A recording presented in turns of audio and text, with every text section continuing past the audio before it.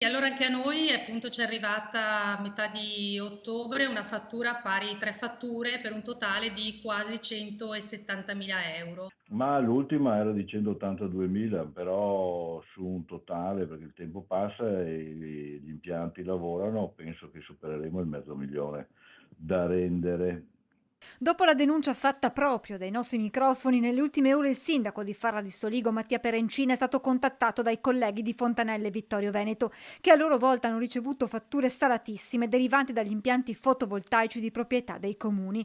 A Vittorio 12 anni fa sono stati installati 7 impianti con una produzione di 1.300.000 kWh l'anno, in gran parte rivenduti. Tra invece i parchi fotovoltaici con 4 impianti a Fontanelle, gli extra profitti derivanti da queste installazioni sarebbero serviti, come nel caso di Farra, per interventi a favore dei cittadini. Sarebbero stati soldi da girare in servizi ai nostri cittadini, alla nostra comunità.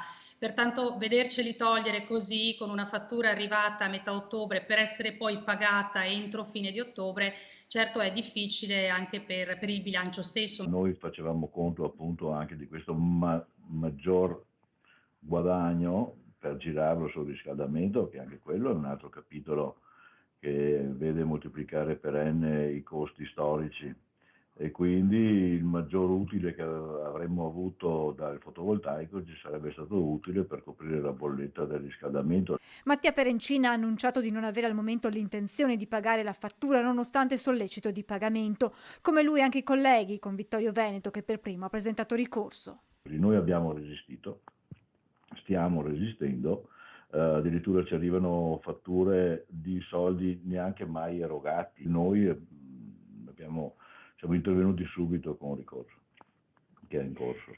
Rifiutare le fatture che ci sono arrivate, ma nel contempo anche trovarne la copertura di questi quasi 170.000 euro nel nostro bilancio, e andremo proprio in variazione domani sera. Al momento non vengono comunque pagate.